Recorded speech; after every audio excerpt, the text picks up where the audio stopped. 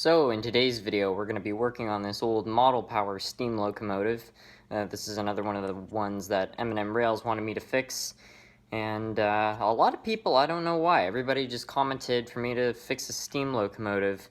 I'm happy to pretty much fix any type of locomotive. I'm usually more happy working on diesels because there's a lot less variables, but steam locomotives are far more interesting, so I don't know. I don't do a lot of videos about steam locomotives, so maybe this will be one. It's also only a four-wheel one, so it shouldn't be too hard to fix.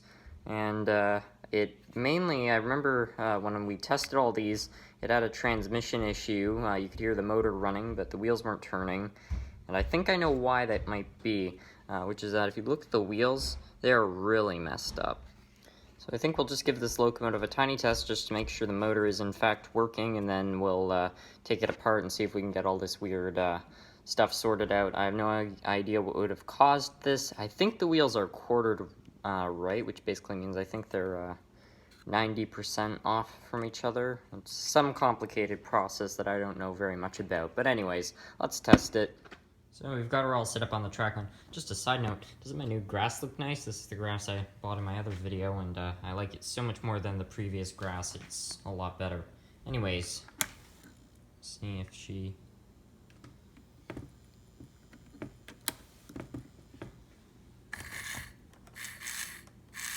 Okay, so the motor's definitely turning over. You can hear it in there. So we have a working motor, which is something I can work with. So I'm just going to assume the best way to go at this is to take off this part and see if we can get the wheels to come out.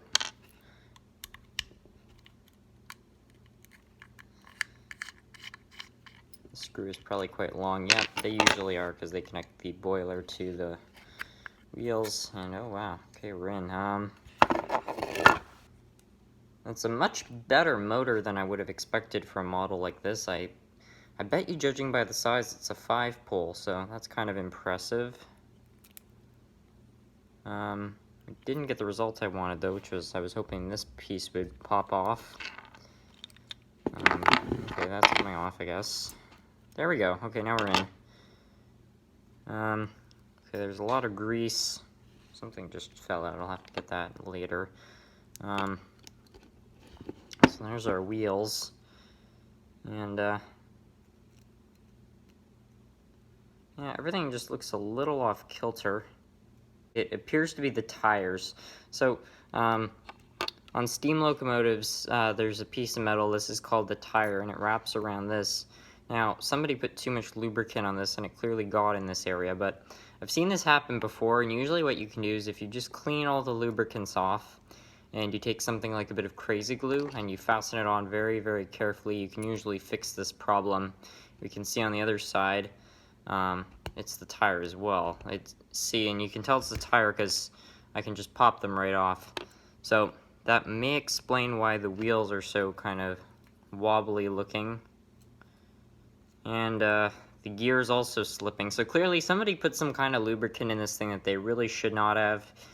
And, well, now we need to fix that. Front wheels also have tires that are slipping. I was like, oh, I think they're okay, but it turns out they're also off kilter. They all need to be realigned, basically, and hopefully that's the only problem, and if we can fix that, we may have a runner. So we're going to take our rubbing alcohol. I've just got a cotton swab. I use this one to clean wheels, but it doesn't really matter. We're cleaning off grease here. It does not have to be terribly precise. It just needs to get the grease off, so yeah.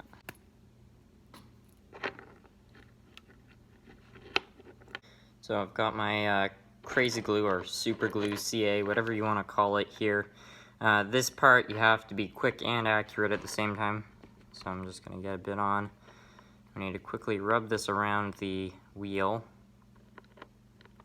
And then once we have an entire circle done, we need to take the tire and quickly push it over the wheel. And we need to make sure it's accurate because you can't really have a second chance at doing this right if you get it wrong.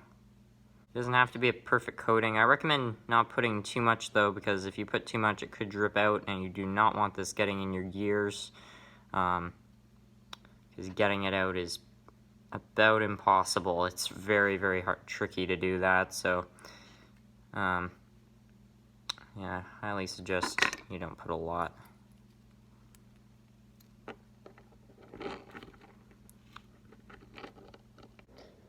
So I've got all the metal tires onto the wheels, and they seem to be gauged properly. Now, unfortunately, something worse has happened, which is that the wheels have become unquartered, which is something I was talking about before. And again, like I said, it's not something I know a lot about, so I'm just gonna kind of go on trial and error and see if I can fix this problem. But I'm not so sure how well trial and error will hold up for something that needs to be relatively precise. Sometime later, I think I've done this right. You can see it's even on both sides, and I think they're roughly 90 degrees apart from each other. Only running this thing will be able to tell if I did this right or wrong. I'm gonna guess I did it wrong, but I've had this problem before, and I've been able to solve it just by making little adjustments. So everybody just cross your fingers, I guess. We're now gonna attempt putting the Loco back together. I believe this piece went on top. I'm gonna try getting this piece back together. I'm not entirely sure how the metal is held on. It may need to be glued, but I don't want to do that unless I'm absolutely sure that that's how it's supposed to go. Okay, I think I did it. Now, I'm glad I didn't glue that because, as it turns out, it's held on by the frame. So when this is screwed down, it shouldn't move in theory. So I think it's all looking okay. It's always a lot more hard to tell with these steamers. Yeah, it really is a patience building process, you may say. Patience developing process, I should say.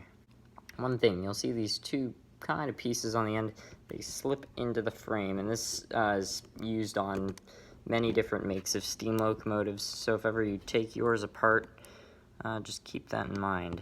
Now, something is not fitting together. I'm not sure what it is. I don't know, it just snapped into place, I guess.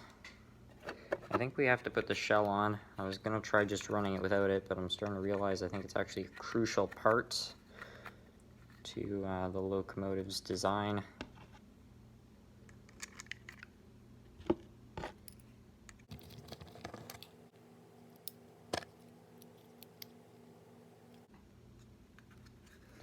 Well, that appears to be okay. Also, that piece that fell on the floor, I think this is for a tender. It might have fallen out of there, so we'll just add that on later. It doesn't really matter. It's time to put her on the track and see if we've done this right or wrong.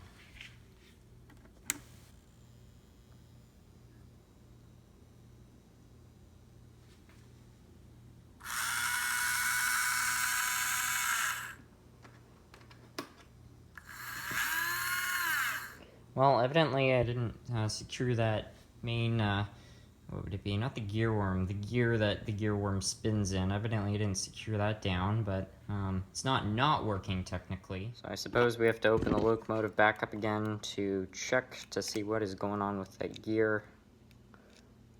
Or maybe we don't actually. Maybe if we just push it a little bit to the side, it will bind on. The gear might be so loose that it might just be sliding around. I didn't actually apply any glue to it because I just assumed the pressure of the axle would hold it together, but yeah, I cannot guarantee that. Okay, take two. See, the gear can only move so much because it has to stay within that little gap there, so that was where I thought moving it might work. Now I'm not so sure. Maybe the motor's not mounted correctly. This locomotive has had a lot more problems than I thought it might. Because when I first tried test running it, I just thought, oh, the gear worm is loose. And I thought just repositioning it would fix that, but evidently it didn't.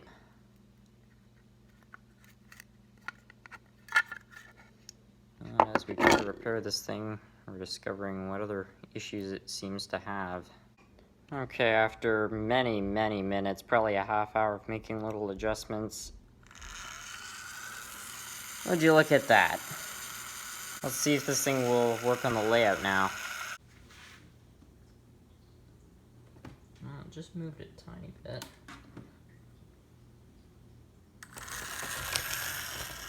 Well, she's a little wobbly, but she does run. I've now done some more adjustments. We'll see if she runs a bit better now.